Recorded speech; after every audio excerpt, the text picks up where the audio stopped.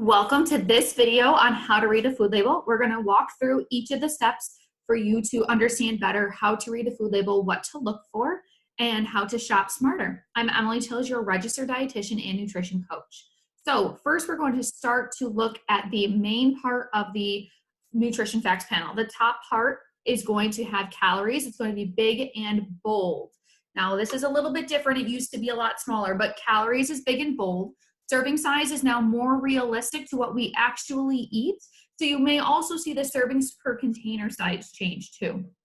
Now understand with the serving size and everything else underneath it, that if the serving size goes up, if we have a full cup rather than 2/3 of a cup, our calories are going to go up. If we have less than 2/3 of a cup, our calories and everything else are going to go down. So keep an eye on that. And this is going to be helpful if you actually measure out your foods and then log them into MyFitnessPal or any other tracking device. These are going to be helpful to understand better what exactly you're taking in. So now underneath calories, we have fat. There are 4 different types of fat. We have polyunsaturated and monounsaturated fats. Those are the heart healthy fats. Those are ones that we want to get in our diet every day. Good sources are going to be oils. Vegetables will have a little bit of these too, and nuts and seeds. So look for those. That's where a majority of our fat should be coming from. Then we have saturated fat, which you want to limit. We don't need to avoid completely, but saturated fat should be limited to 20 grams or less a day. This comes from animal products, so think of eggs, dairy, and meats. Then trans fat. That is chemically added. It's a chemically made fat and added to a product to make it more shelf stable. So we want to make sure that we are minimizing trans fat to be as low as possible. Trans fats, they can label them as 0 grams if there's less than 0.5 gram per serving. So keep an eye on what you're buying. If you're getting one of the Hungry Man ready to eat meals, chances are there's probably some trans fat in it. So look for more of the things that are minimally processed, minimally done to make sure you're not getting any trans fat in that. Below that is going to be cholesterol. Cholesterol, dietary cholesterol does not affect your blood cholesterol levels. It is actually saturated fat. So do not worry about those cholesterol levels. Sodium, the current recommendation is 2,300 milligrams of sodium a day. That's equivalent to 2 teaspoons of sodium. The average American takes in 3,000 to 4,000 milligrams of sodium a day from the foods that we eat because we become so reliant on ready-to-eat foods. So look for foods that have less than 5% or 10% of the daily value of sodium per serving. Carbohydrates, you'll find that fiber is included in the count for the carbohydrates. However, fiber does not get broken down and utilized. There are 2 different types of fiber. There is soluble fiber and insoluble fiber. Soluble fiber is more like a sponge for digestive system and helps to soak up the excess fat and triglycerides and helps to move them out of the body. Whereas insoluble fiber is more like a sweet for the digestive system. It's going to help move things along to help keep you regular.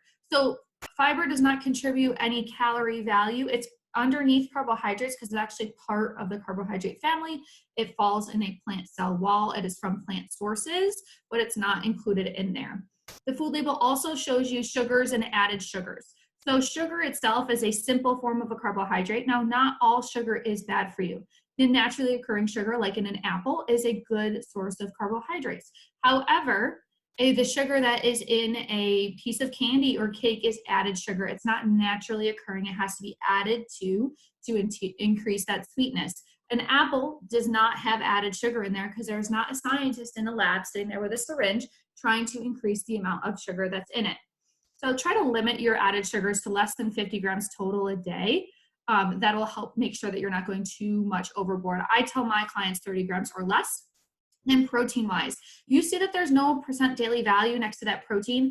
That is because protein doesn't have a general recommendation for everybody. You want to at least get protein in at every meal, at least 1/3 of a gram to 0.5 gram per pound of body weight. This will help keep you fuller for longer, help with maintaining your glucose levels, and help you feeling concentrated too. I like to tell my clients 20 to 30 grams of protein per meal. An example, it would be 2 eggs with some cheese. That's going to get you up to about 25 grams of protein. I throw a piece of prosciutto in there and you're at 30.